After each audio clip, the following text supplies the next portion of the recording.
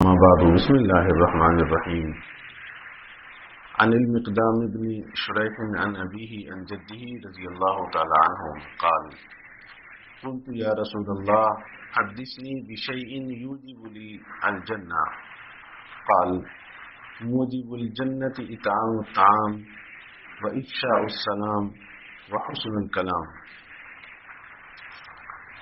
حضرت مقدام بن شریح وہ اپنے والد سے اور وہ ان کے دادا سے نقل کرتے ہیں کہ قلت یا رسول اللہ حدثنی بشیء یوجب لی الجنہ، میں نے عرض کی کہ یا رسول اللہ مجھے کوئی ایسی چیز بتلا دیجئے جو میرے لیے جنت کو واجب کر دے، جنت کو لازم کر دے۔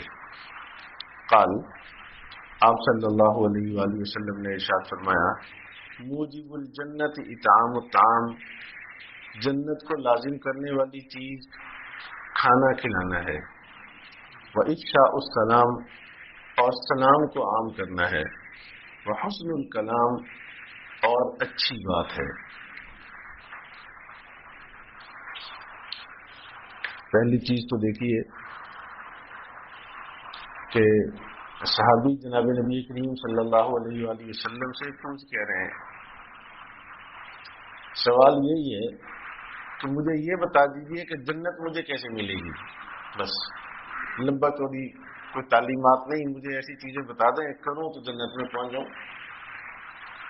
تو آقا کریم صلی اللہ علیہ وآلہ وسلم بھی چونکہ حکیم الامہ ہے، اب جانتے ہیں اس مزاج کو سامنے رکھ کر تین باتیں ارشاد فرمائی کہ تین کام کر لو، اس کا نتیجہ یہ ہوگا کہ پوری شریعت پر چلنے والے ہو جاؤ گے۔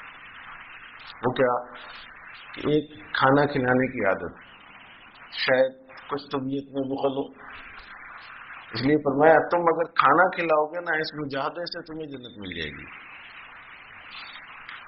یہ اپنی اپنی طبیعتیں ہوتی ہیں، کچھ باقی چیزیں تو کر لیتے ہیں لیکن کھانا کھلانے میں کنجوس ہوتے ہیں۔ تو میں یہ کام کر لو، کھانا کھلاؤ تو جنت مل جائے گی۔ دوسرا کام افشاء السلام، سلام کو عام کرو۔ بعض لوگ اور اچھے اخلاق کے ہوتے ہیں لیکن وہ سلام کرنا اور یہ سنجیدہ رہنا بہت ہی زیادہ، جس میں کہ جی آنے جانے والے سے سلام بھی نہ ہو، تو یہ بھی ایک تکبر کی نشانی ہوتی ہے۔ پر میں سلام عام کروں۔ اور تیسری چیز وہ حسن الکلام، شاید کچھ باتوں میں اونچ نیچ ہو، پر میں اچھی بات یہ کرنا سیکھ لو۔ یہ تین کام تم کر لو، جنت واجب ہو جائے گی تمہارے لیے۔ باقی چیزیں ان کی زندگی میں ہوں گی نا، کمزوری یہاں کھڑی ہوگی، تو تین باتیں ارشاد فرما دیں یہ کام کر لو، بس اللہ تعالیٰ تمہیں جنت عطا فرما دے گا۔ تو اب یہ بالکل آسان سی اتنی باتیں ہیں، کھانا کھلانا، سلام عام کرنا اور اچھی بات کرنا۔